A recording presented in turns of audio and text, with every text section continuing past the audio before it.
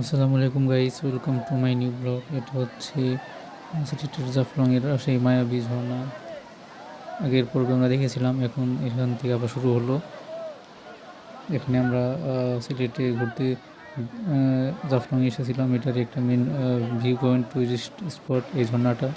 এখানে আমরা কিছুক্ষণ এক্সপ্লোর করে এরপর গেলাম হচ্ছে নদীর ঠিক ওই পাশেই নৌকা পার হয়ে খাসিয়াপল্লী। একটু পর আমরা সেখানে যাব, আপনাদেরকে দেখাবো।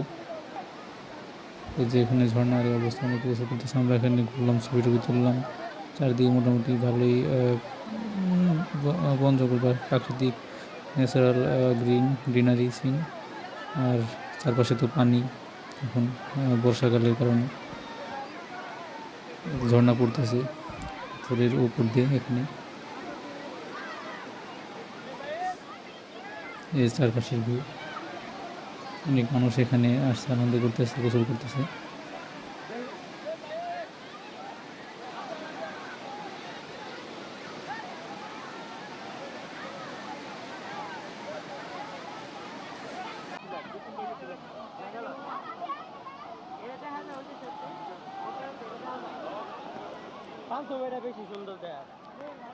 এখানে দোকানপাট আছে অনেকগুলা অস্থায়ী, এখান থেকে আমরা অনেক কিছু কেনাকাটা করলাম।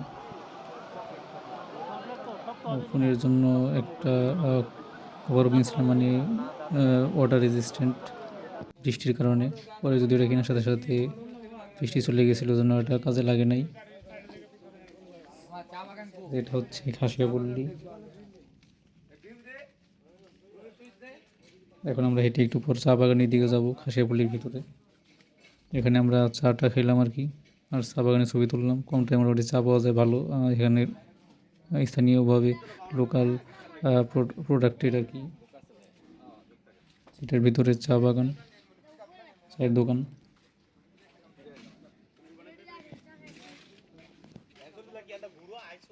ওটা ছবি টবি তুললাম, অনেকে ঘুরতে আসে এখানে।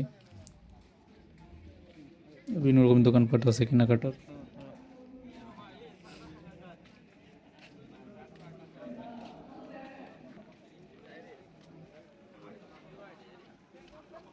বৃষ্টির কারণে আর কি কাদা টাদা হয়ে গেছে চারদিকের, এরকম কিরকম একটা ভীষণ অবস্থাগুলো নিয়ে বা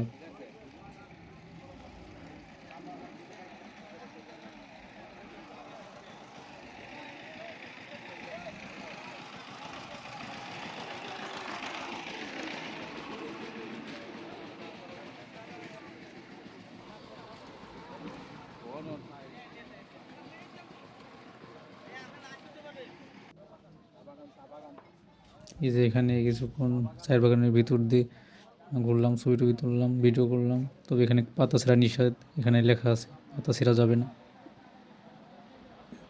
চারদিকের ভিউ এখানে দেখেন, চারদিকে শুধু গ্রিন, সবুজ আর সবুজ, এরকম একটা ন্যাচারাল সিন।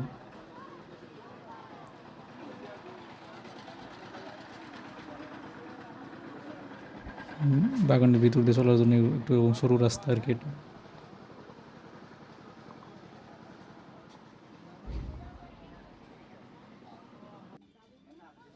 এই যে চায়ের দোকান এখানে পাশে, চা বসে দোকানে বসে চা খেলাম।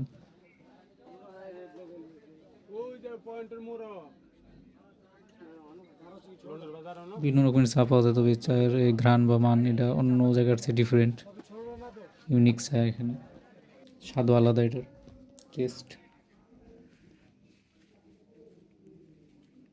আমরা অটোতে করে আবার ফিরে যাচ্ছি।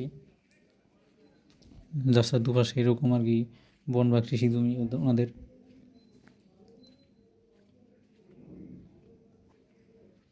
এখানে সুপারি বা পান এরকম বা চা এরকম আর কি চাষবাস হয়। খাসিয়ারা এই ধরনের কাজ করে আর কি জীবিকা নির্বাহ করে।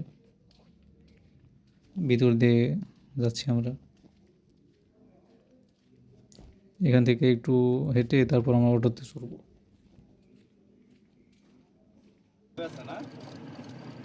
যে আমরা যাচ্ছি,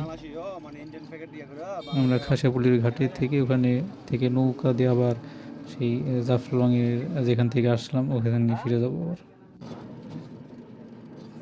চারদিকের যে অবস্থা, কৃষি জমি, বন্যার কারণে আর কি অনেকখানি পানি এসে গেছে, এখন দেখা যাচ্ছে খাসিয়াদের জমি আর কি এগুলো।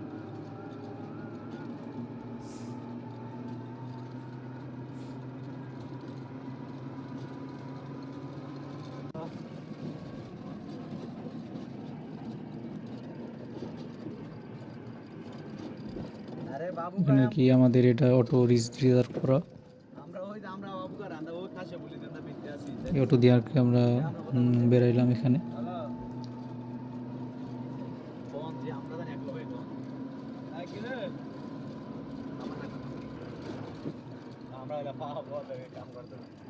আচ্ছা ঠিক আছে।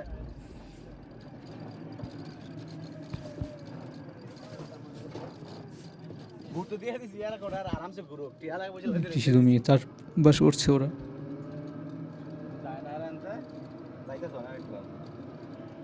আকাশ প্রায় দেখা গেছে প্রায় মেঘাচ্ছন্ন, বৃষ্টি বৃষ্টি ভাব, মেঘ সবসময় থাকে প্রায় এদিক দিয়ে।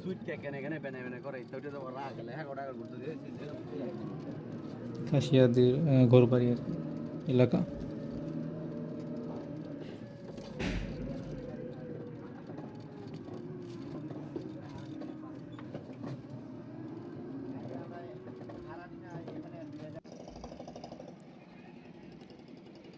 এই যে আমরা ঘাটে এসে পৌঁছলাম নৌকা, এখান থেকে আমরা যাবো ওই পাশে আবার। ওখানে যে কিছু খাওয়া দাওয়া করে আবার আমরা ব্যাক করবো।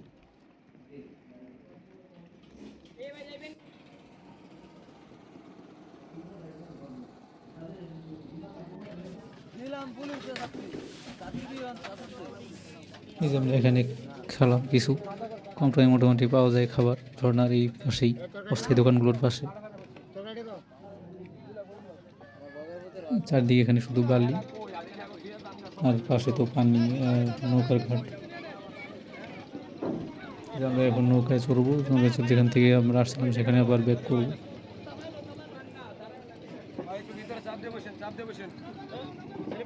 বর্ষাকাল তো এই জন্য বেশি পানি আর কি, নৌকা নিয়ে আসতে হয়, না হলে অন্য সময় সাধারণত পানি থাকে না, শুকনাই থাকে বেশিরভাগ এরিয়াগুলো।